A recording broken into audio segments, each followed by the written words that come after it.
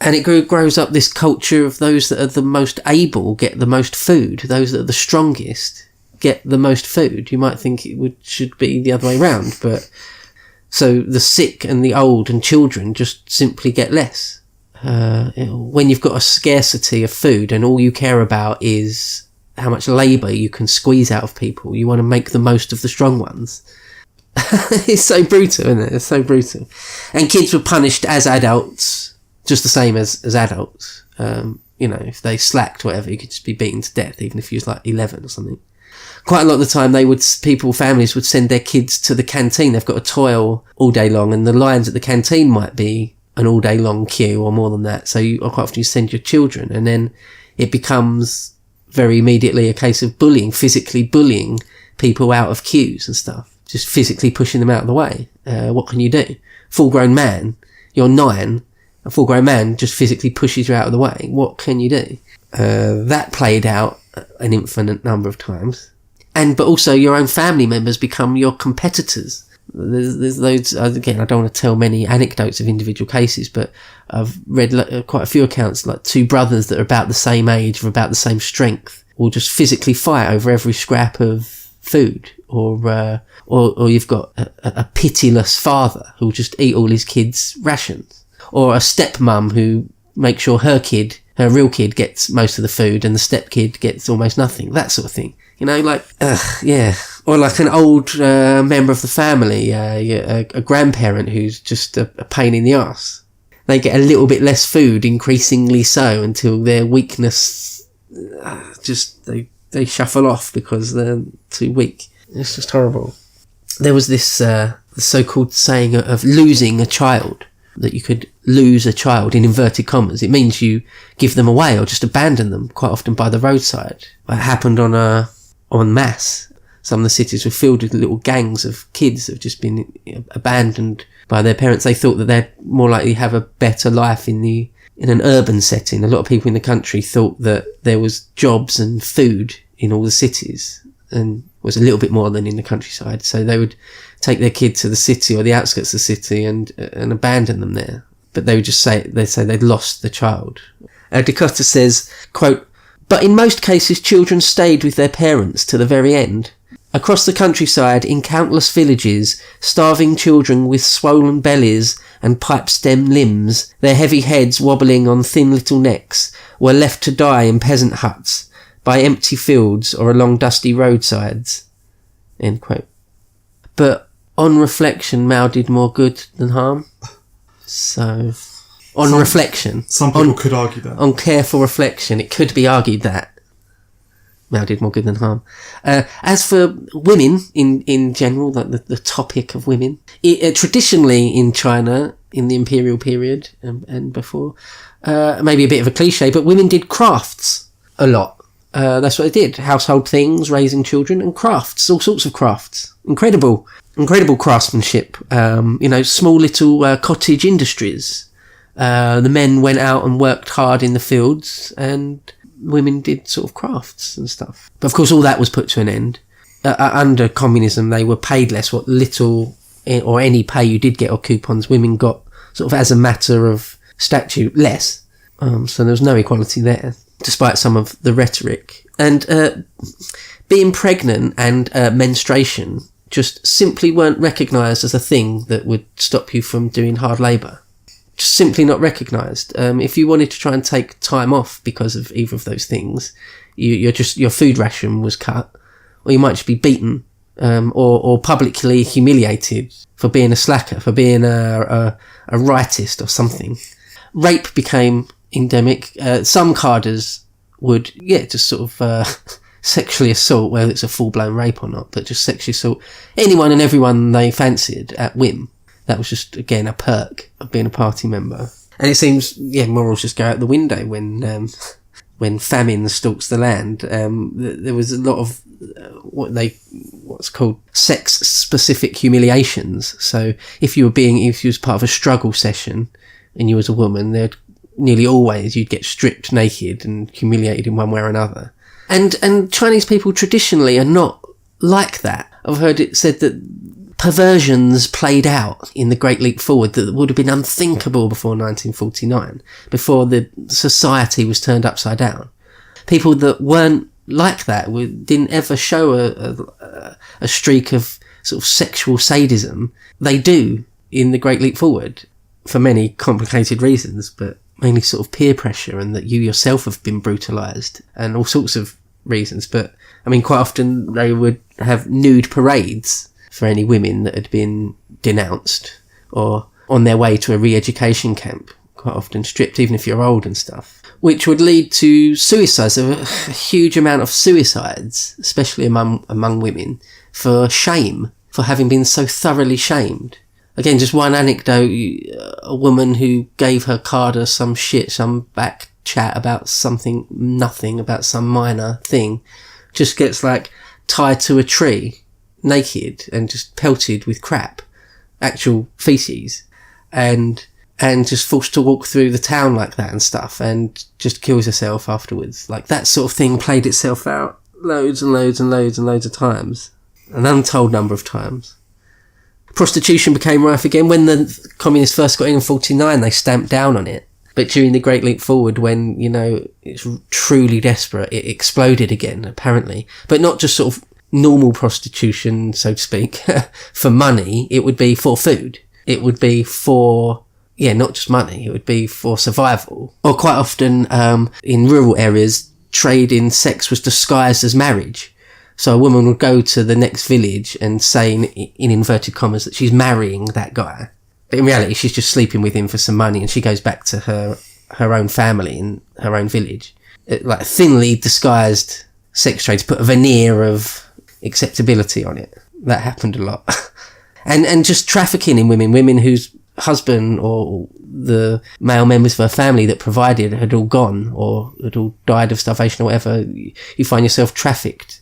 And there was a large amount of trafficking in women during the Great Leap Forward. Yeah, and if you're more valuable, and by valuable I mean sort of sexually attractive, then you might get traded many times. You're actually a commodity. You might get passed up the chain. Maybe. Frank Dicotta writes this about women, quote, "Always marginalised, sometimes humiliated, invariably exhausted, and often abandoned by the men, women, in the end, were the ones who had to make the most heart-rending decision, namely, how the meagre food ration should be divided." End quote. Which really would be like an unbelievable decision. Again, it's that thing, am I going to abandon some of my kids or watch some or one of my own children starve to death in order that one of the others might live? Or am I going to starve to death so that some of my kids can live? Or am I going to eat and watch my kids starve to death? I mean, man, it's so FUBAR. It's unbelievable. It's unbelievable. It's like the late 50s, early 60s. None of it needed to happen. No, it's all entirely avoidable. That's the thing. And in Chinese culture in general, or a lot of most cultures really in general, or Eastern cultures, but certainly under Maoist China, in a general sense, male survival was considered as more important because the men can, or the idea is they will be able to provide more. So people made the choice that the women or the girls would, if someone's got to starve to death and you're going to do it along gender lines, it's the boys or the men that will be more likely to get the rations. Let their own sister die and then maybe eat her. Well, cannibalism did happen, but it did happen. But it's sort of the absolute last resort, isn't it? I mean, for anyone... there's stories with people eating bodies. If you know someone had only been buried a week before, you could exhume the body and you might be able to... Some of their flesh might be edible. I mean, it's probably going to make you ill.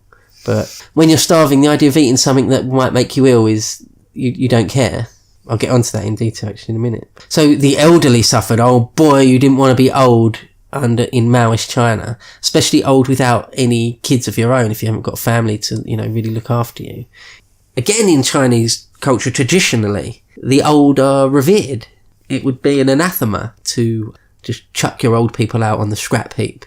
In the Cultural Revolution in the late 60s, mid to late 60s, the Red Guard would go around just beating up or murdering old people for being old.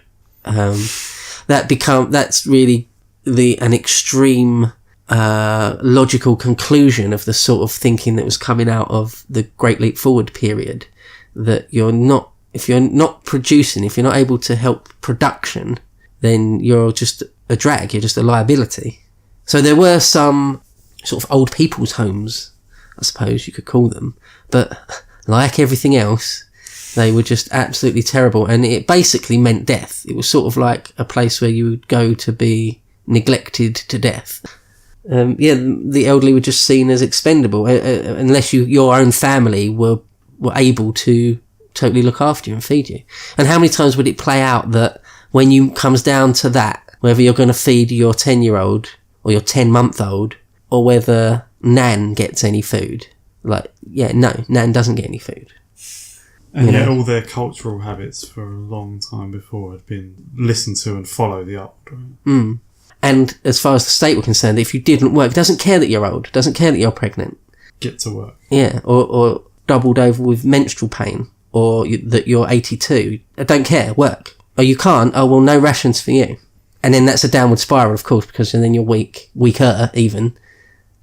Just simply starving to death, in the end having multiple organ failure or heart failure because you're starved, was only one way of dying during this period. There were lots and lots of different things that happened. It wasn't all just the pure classic starving to death. Industrial accidents were unbelievably high. There was no safety, really. There were on paper, there were loads. Every little thing was on paper supposed to have all sorts of perfect working conditions, but in reality there were none. It was simply higher output in whatever field you were in. And so loads and loads of people just were poisoned by the chemicals they were using, mercury poisoning, uranium poisoning.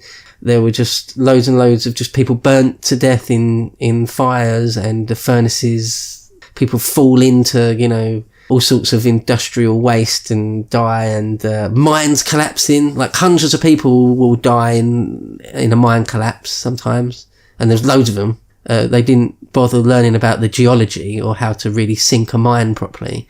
They just do it willy-nilly.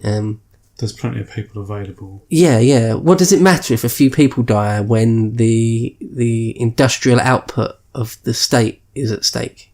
I mean, that's almost a quote from some senior party guy. Fires could be really bad in a factory because there was no firefighting force. There was no fire service to speak of. Maybe in the big cities, but in rural places, no. That thing burns down to the ground, whatever it is. Yeah, as I said before, in 1958, in one province, one of the bigger, more industrial southern provinces, so there was as many as 10 fires a day. So it's, crazy thing. And just disease in general, when you're weak and starved, you're just really susceptible to diseases. Yeah. And they had the whole lot. I mean, there's diarrhea and dysentery are things that can kill you quite easily if you're really weak. Even if you're not weak, dysentery can kill you. Yeah, if you can't fight it off and you don't get any medicines. Things that are specific to China, snail fever. You ever heard of that? Yeah, it's a thing. You can catch it from snails in rivers. Hookworm, completely endemic. I mean, there's everything. Typhus, plague, cholera. You got your smallpox, measles, meningitis, hepatitis, malaria, leprosy. And of course it's because it's polio. So... And hospitals were just, by sort of 60, 61, they'd just been stripped of anything good, of all equipment, and closed down. They were just swamped, and even the doctors and nurses were dying of famine and everything else. So hospitals were paralysed and not of much use at all. And that's in the cities. So in rural areas, you were fucked. But having said that, historians have pointed out that massive pandemics of things like typhus or cholera, which are usually associated with famine, didn't hit China. So it was happening, but not on a vast scale. Yeah. So for example, there's the Bengali famines before and during World War II that was also accompanied by terrible cholera and typhus because dead bodies polluted sort of waterways and things, and then because it's like water based disease. But that didn't seem to happen in China, or it didn't happen on a mass scale. They're not entirely sure why, but they think there's various reasons. One, people sort of died where they were in China, so they didn't really have much chance to spread it around. Another factor is that one of the things the party were really proactive on was quarantining places when that happened. So one time plague broke out, and they quarantined it really quite effectively, and it didn't killed loads of people in that locality, but it didn't go nationwide or anything. Same sort of thing with the 1 or 2 cholera outbreaks. Of course, people just died of exposure a lot in the freezing north, but also heat stroke in the south, just forced to work out in the fields, not even with a straw hat, until you die of heat stroke. Like, yeah, expendable. Yeah, completely expendable is the word. Nearly all mental illness wasn't recognised as a thing at all. You were just a shirker if you had any mental illness which prevented you from doing exactly as you were told. And there's accounts of sort of mass hysteria sometimes. This isn't a proper quote, I'm paraphrasing here, but he says something along the lines that it just seems that many people weren't able to cope with the sheer violence of radical collectivization and the horror of famine, like seeing your family starve to death around you, or maybe beaten to death around you. That's enough to break a lot of people. Yeah, well, and that suicides were unbelievably common. I mean, unbelievably common. They think something like 1 to 3 million committed suicide between 58 and 62. I mean, that's a silly number. But you see half your family die, or horrible ways, and you feel like you've been that sense of worthlessness. Yeah, and people would eat like so-called famine foods that could be either poisonous or just really terrible for like your digestion, like terrible. It would be better to not eat anything. That's one thing I've actually learnt from sort of reading about things like the siege of Leningrad and Maoist China and other sort of terrible famines. Like, don't go along with the urge to put something in your stomach.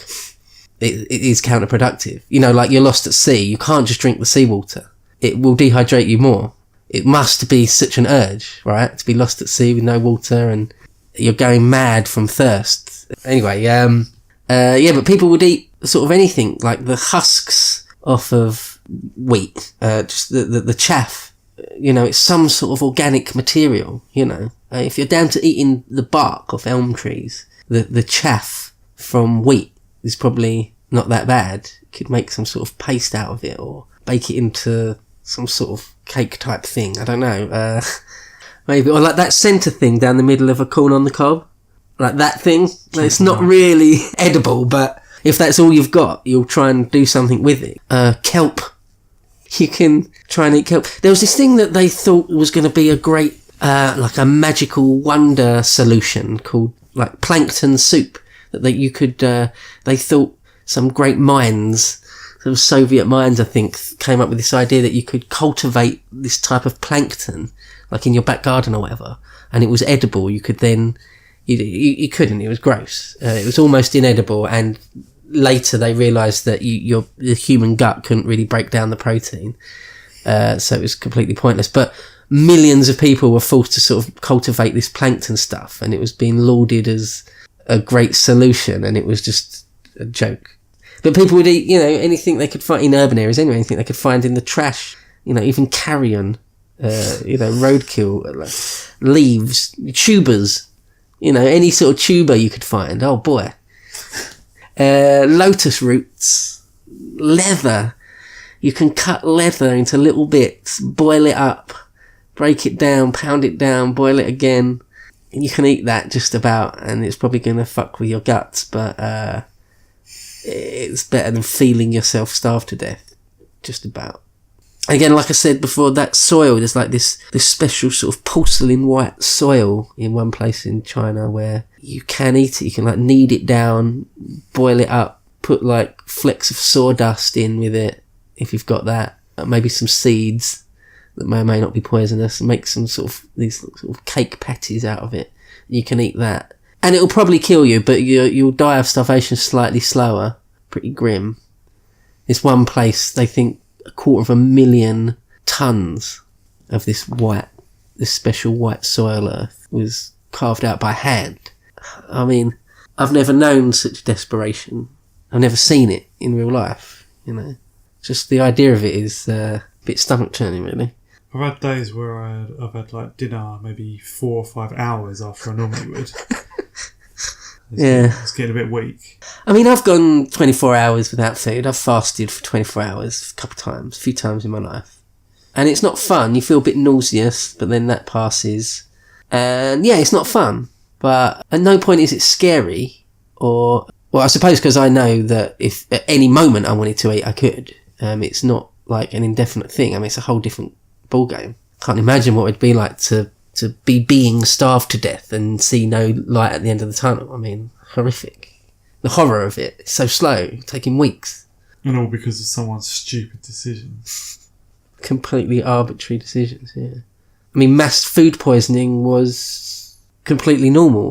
Like I say, everything else, the factories that made food for at least urban dwellers had like zero hygiene. Bugs were just, again, endemic, even though they tried to get rid of all the flies. Although Mao declared a war on cockroaches and flies, that war was lost, and state-produced food was quite often just gave people food poisoning on just a grand scale. And if you're already weakened, I mean, that... yeah. And if your collective canteen was using, contaminated food, then, yeah, the whole collective could go down with something. I suppose some people will judge that on balance, Mao did more good than harm. I beg your pardon? Mao did more good than harm.